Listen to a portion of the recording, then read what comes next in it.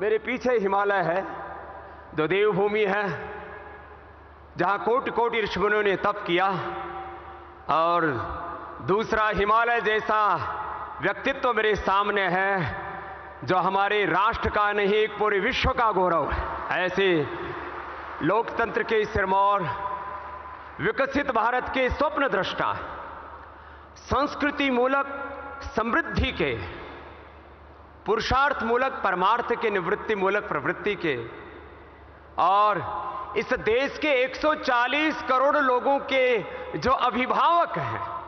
पहली बार हम भारत के किसी प्रधानमंत्री को ये कहते हुए सुन रहे हैं और उसको जीते हुए देख रहे हैं, जो भारत के 140 करोड़ लोगों को अपना परिवार मानता है और पूरे विश्व को अपना परिवार मानता है। जब वो कहते हैं कि मैं किसी जात पात में विश्वास नहीं रखता, मेरे लिए एक गरीब जाति है, एक स्त्री जाति है, एक युवा जाति है, एक कृषक जाति है, और मैंने सबको उभारता हुआ भारत को परम वैभवशाली देखना चाहता हूं।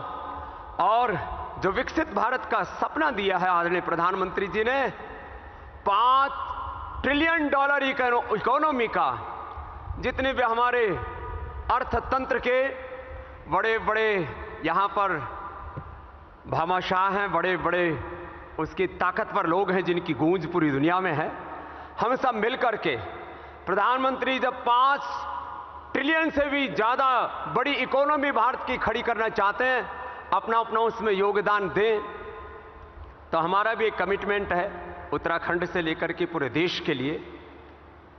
हमने शून्य से अपनी यात्रा हरिद्वार से शुरू की थी। आज मैं प्रधानमंत्री जी के सामने जितना अभी तक हमने उत्तराखंड में निवेश किया और यहां पर लोगों को रोजगार दिया, आगे भी करीब 10,000 करोड़ रुपए का नया निवेश और 10,000 से ज्यादा लोगों को रोजगार पतंजलि देगा, ये आपके सामने अपनी प्रतिबद्धता व्यक्त करता हूं। प्रधानमंत्री जी का इतना बड़ा व्यक्तित्व, बहुतों को ईर्ष्या होती है, लेकिन ये व्यक्तित्व अर्जित करने के लिए उन्होंने कितना कुछ सैक्रिफाइस किया है।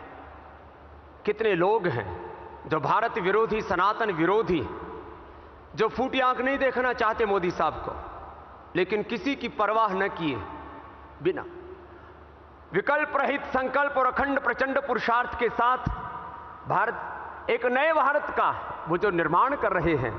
श्रद्धेय मोदी जी का जन्म वडनगर में गुजरात में थयो होतो, पण आध्यात्मिक जन्मभूमि आदरणीय श्रद्धेय मोदी जी नी आ उत्तराखंड छे।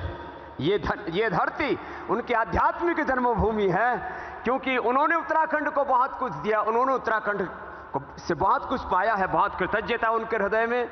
आज इस डेस्टिनेशन उत्तराखंड का यह बहुत ही बड़ा आज एक नया कीर्तिमान इतिहास बनने जा रहा है। यहाँ पर संस्कृति मूलक समृद्धि का और पीस टू प्रॉस्पेरिटी का जो मंत्र हमारे यहाँ के यशस्वी मुख्यमंत्री जी ने दिया है, मैं आश्वस्त हूँ यहाँ समृद्धि के, संस्कारों के, अपने सनातन ज्ञान, विज्ञान, प्रज्ञान और अनुसंधान के सांस्कृतिक विरासत को लेकर के समृद्धि के जो ये नए शिखर गढ़े जाएंगे, उसमें उत्तराखंड एक बहुत बड़ी भूमिका निभाएगा।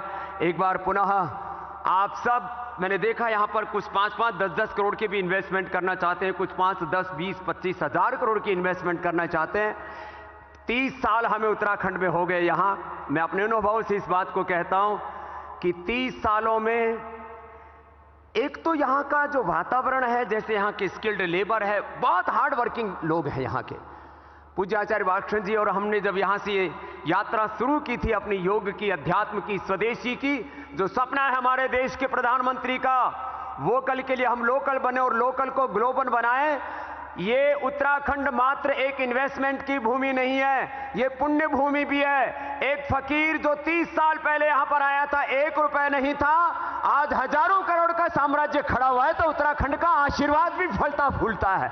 ये इतनी बात कह करके मैं सभी से आह्वान करता हूं, आओ हम सब मिलकर के एक नए उत्तराखंड का, एक नए भारत का निर्माण करें। और जो विकसित भारत के स्वप्न दृष्टा हमारे श्रद्धेय प्रधानमंत्री जी हैं, उनको इतनी ताकत दें कि आने वाले 10-15 सालों में भारत विश्व की सबसे बड़ी आर्थिक, आध्यात्मिक, राजनीतिक महाशक्ति बने। इतनी बात कहता हूं, अपनी बात को विराम देता हूं। जय भारत, जय उत्तराखंड।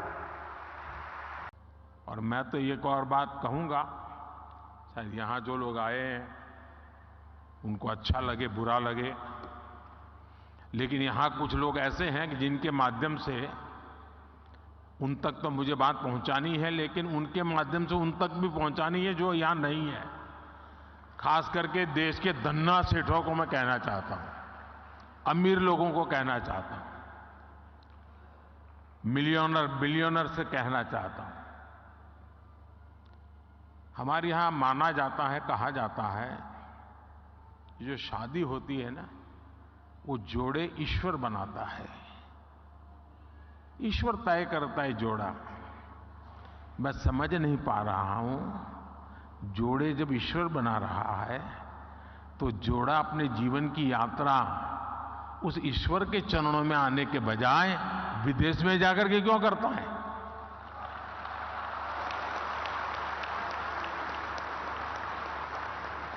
और मैं तो चाहता हूं मेरे देश के नौजवानों को, मेक इन इंडिया जैसे है ना, वैसे ही एक मूवमेंट चलना चाहिए, मेड इन इंडिया। शादी हिंदुस्तान में करो। ये दुनिया के देशों में शादी कर ले, ये हमारे सारे धन्ना सेठ आजकल फैशन हो गई है। यहां कई लोग बैठे होंगे, अब नीचे देखते होंगे।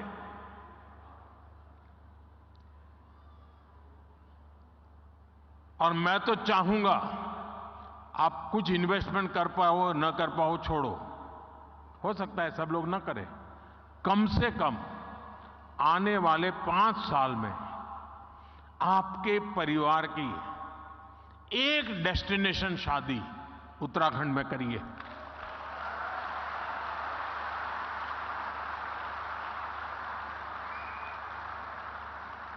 अगर एक साल में 5000 भी शादियां यहां होने लग जाए ना, नया इंफ्रास्ट्रक्चर खड़ा हो जाएगा दुनिया के लिए, ये बहुत बड़ा वेडिंग डेस्टिनेशन बन जाएगा। भारत के पास इतनी ताकत है, मिलकर के तय करे कि ये करना है, हो जाएगा जी, इतना सामर्थ्य है।